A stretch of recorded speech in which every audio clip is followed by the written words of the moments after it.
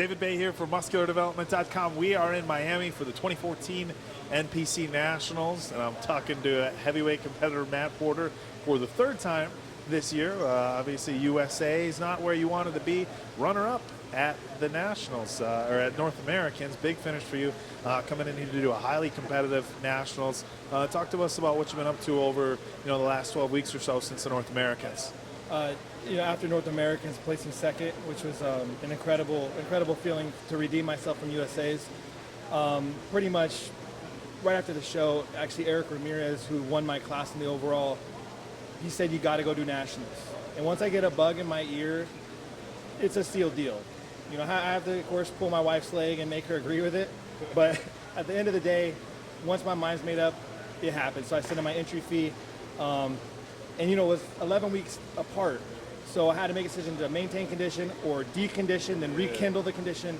And I only got off my diet, and not even bad, just for 2 weeks. And I'm so anal. I don't like water retention. I couldn't stand even gaining weight. I got back on the diet after 2 weeks, and I've been dieting hard, daily doubles, training, etc. for 9 weeks straight. So it's been no break. I started dieting 10 months ago for the USA, so it's been nonstop. How are you feeling? You're obviously, as far as the minds and bodybuilding, you're one of the smarter guys. You know your body. You know how to manipulate diets and stuff like that as good as anybody in the business. But is it getting to the point where, hey, it's November, you've been dieting since the beginning of the year, you're getting a little burnt out, or do you still feel all right? You know what? The body is very tricky, and as well as I know my body, sometimes it'll still throw curveballs at you. And for this prep from North Americans to Nationals, my mindset is just so disciplined and gung-ho that, I started doing daily doubles, which I was doing. Daily double. I hear daily double. The first thing I think of is I just hear Jeopardy. Like daily double. So daily double. So just doing 2 a days. Double split training, and then most people know I don't do a lot of cardio, but I wanted to get an edge, and I started doing cardio. After about 2 weeks, my wife was concerned with my legs and get them stringing out. And all I could think about was Eric Ramirez conditioning, who won the North Americans. And I was doing anything possible to bring in a better package from North Americans. Right. And so we stopped that, but even sometimes I was training 3 times a day to touch up my glutes, traps, and miscellaneous things. So I really put everything into this. I've done everything I could possibly do. But you're right. Even though I have quite a bit of knowledge on the human body and my own body, you just never know. The body could backfire. It gets angry at you. It can rebel. And where I'm at now, I am very happy with what I see so far. But I'm very picky, so I'm happy, but I always want to be better. So we'll see what happens on stage and how I look. Yeah, well, from show to show, that's obviously the goal. But you're talking about a lot of shows within a relatively short period of time. 3 shows between July and November. As far as your weight, I know it. If I remember correctly, it didn't really change much between the USA's and North Americans. A little bit. Are we at where we were at North Americans weight-wise, or has that gone up or down a little bit? You know what? It was heavier 2 weeks ago than it was at North Americans 2 weeks out, but I weighed in the same at 224. I feel bigger and just as hard. Of course, it's hard seeing myself every day. To grow muscle during a prep is very unlikely. However, I did change my training.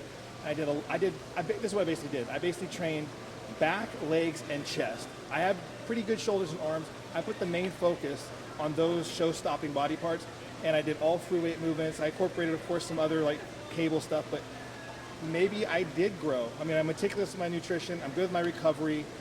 I'm going to be optimistic and say maybe I might come in fuller and harder, which would be a dream.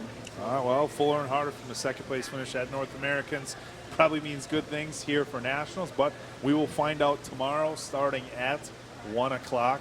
Before we get going, anybody you want to say thank you to or shout outs or anything like that?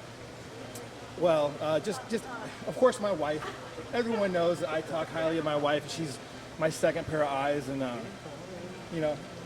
she always sets me straight. And she's be brutally harsh, but it's the best medicine for me, because every time she's harsh with me, I step back in retrospect and she's right.